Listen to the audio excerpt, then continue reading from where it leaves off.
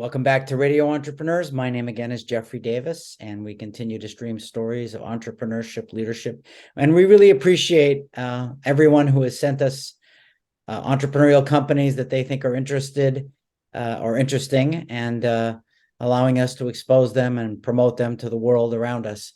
Our next guest is Brittany Greenfield, founder and CEO of Wabbi. Wow. Thanks. Well, thanks so much for having me. Really appreciate the light you shine on the entrepreneurial community. Thank you very much. And, just like when we were offline, maybe you have to just explain. I had, one of those company names that up until Saturday, I always had to explain to people. No more, I hope. But tell us about Wabbi and what it means. Yeah, so what Wabi is it's a software platform that bridges the gap between security and development. But I love to talk about is actually the origin of the name, which comes from the Japanese concept of Wabi-Sabi. For anybody that's ever seen a bowl that's touched up with gold instead of being thrown away as being broken, that's a concept of Wabi-Sabi called kintsugi. And it comes from this notion that we need to accept imperfections in the things that we create as a step towards enlightenment. And when you look at software, the dirty secret nobody talks about is the fact that software is inherently imperfect. Yet security, we're always trying to have this very binary perfect way to secure things. And so that's what Wabbi does. Wabbi says, look, let's bring a little bit of that imperfection and focus on the risk management and risk tolerance as a step towards enlightenment, as a step towards being more secure. So that's where that comes from. It's always a good story, especially, when we're meeting new potential customers and their eyes light up and they go, man, that's my problem. I need more Wabi-Sabi in my life. And actually, as a founder, I always find myself needing a little more Wabi-Sabi in my life. Well, I mean, speaking as a almost 40-year follower of Mage, I would see it as a concept for personal enlightenment and the process of continuous improvement as well. And exactly. I think that's, it's sort of the recognition that none of us are perfect, and that if we're managed properly, we're all a work in process. Exactly. And I think that's really the heart of the theory of the philosophy, is to say, hey, stop striving for perfection, just continuously improve. And I think we could all use a little more of that in our everyday lives. Well, and I think that's really good. So, Brittany, only because I really like the spiritualness and of the name. Tell us a little bit about your background and what was your journey to this point. Yep, it's certainly a more unusual journey, I think, than at least is advertised in the Hollywood version of being a founder nowadays. I always, especially for other entrepreneurs and budding entrepreneurs, I always like to highlight the fact that I actually don't write code. I'm a very technical person. Good for you. Yeah, exactly. And software engineers are so fantastic. And I realized early that I lacked the art that they had to actually write code. So I like to point that out, because you can be a technical person, you can be a founder without being the person that's writing that code. And I actually started my career in the ERP space, right? How do we take a mess of data and turn it into actionable information? And then I got into cybersecurity when I was doing some strategy at Cisco. That's my secret sauce, is to look at a market opportunity and be able to say, hey, that's where we should go, and here's how we get there and go capture it. And got into cyber, and then got into the pure play side of cyber in what's called the endpoint space. And for those that aren't familiar, endpoint is like antivirus on your computer. And got very, very frustrated as I was looking at the market that so many organizations were focused on building taller walls and deeper moats and better sharks with pointier laser beams, and nobody was looking at the root cause, which is 9 out of 10 where 9 out of 10 breaches begin, and that's in the defects in software code. And so I said, we've got to find a way to build software more securely and build it better without taxing the actual development process itself. Very interesting. And how long have you been doing this? Oh, wow. Great question. So we founded Wabbi in 2018. Just before everything Oh, oh yeah. So Upside down. exactly. My timing's been immaculate. Founded it in 2018. And, something that I spent about 6 months doing was actual market research with future customers before we built the product. Began product development in 2020, in 2019.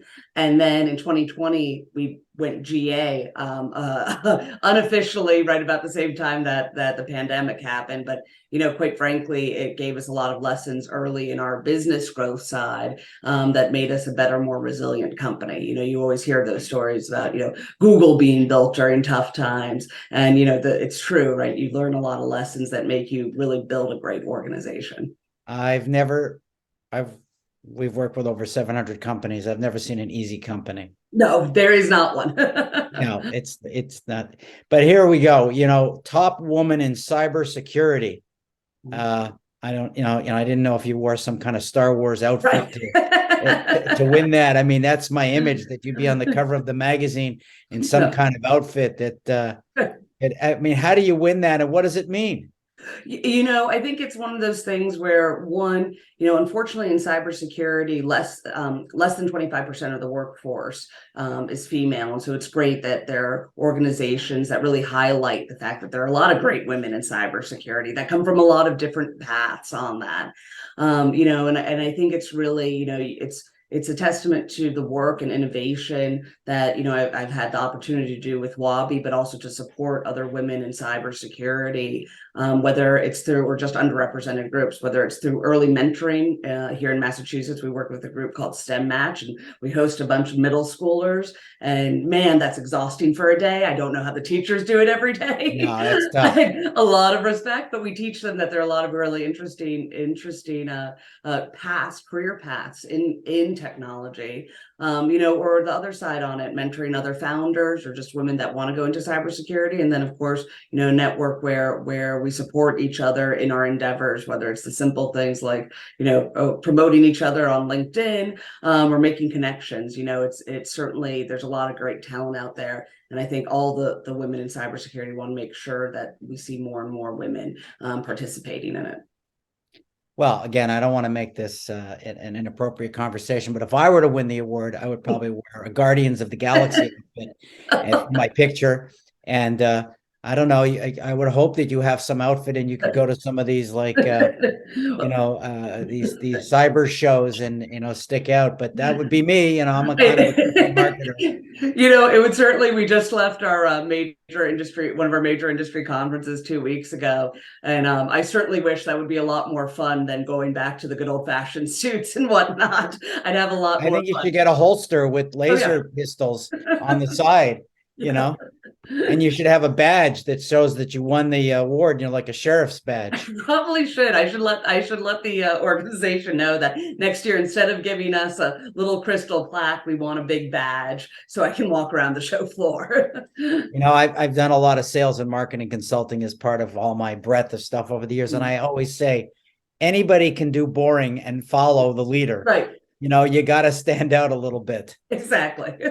I mean, that's how people pay attention to you. And as you know, especially when you're starting a company, it's about differentiating yourself, right? You don't start a company to blend into the current landscape. So yeah, you got to go do those things that make people take notice, because when you have the substance, they'll take notice both for a little bit for the differentiation. And then when you start talking to them, and we see it all the time when we get in, that a lot of times, there's snake oil in the markets, and then there's nothing better than that moment of silence when a prospect goes, "Oh, hey, I bet you can't do this," and you're like, "Do silence." And then they go, "Yeah." There's nothing that you just probably touched my favorite experience in my career, and that is, we can't do that. Right. And I just wrote a bio for somebody else. I mean, for myself, and I said, I think my favorite thing in life is when someone told me you can't. Yep. Yeah. 100%. And, I think, talking about the tough times making more resilient companies, more resilient founders, because, I joke, founding a company is the only place overachievers go to fail 99% of the time, right? So there's a little bit of a masochistic, but it makes us, get ourselves up and go, okay, you told me I can't, let me show you how I will. So before we go, just who would be your preferred target?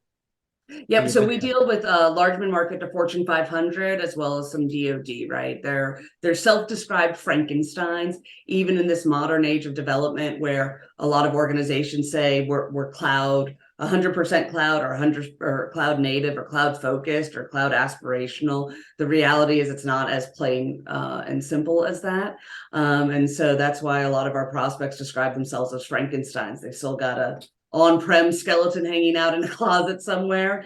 And it's just that, how do you simplify the complexity of modern software development? We as end users are very spoiled nowadays that an app pops up and we go, wow, nobody had to teach me how to do that. But the work these organizations put in to make it that simple means that there's a lot of different layers of processes. And with those processes come unique ways that they actually have to build that software securely. So we're solving that Frankenstein. Well, since you have so much trouble talking about the business, I don't know if you think this is inappropriate, but we'd love it if you could come back and maybe talk about a case. Absolutely. Give us an example for our customers and our clients and our listeners. Would be thrilled to. Before that happens, could you tell people who might be listening how they could find you? Yeah, absolutely. Visit our website, www.wabisoft.com, or don't hesitate to reach out to me on LinkedIn. Just say whether you're an aspiring entrepreneur or maybe a prospect, and just drop me a note. Love connecting in the community and appreciate you bringing together such a great slate of folks each week so we can do that. You left my category off. You said aspiring entrepreneur. I'm an expiring entrepreneur. I've hit my shelf life expiration date. But once an entrepreneur, always an entrepreneur. That's absolutely true. Yeah. But I like to think I've hit my expiration date, and it's been great having you on the show. And I look forward to seeing you again, Brittany. Likewise. Talk soon. Yes, this is Radio Entrepreneurs.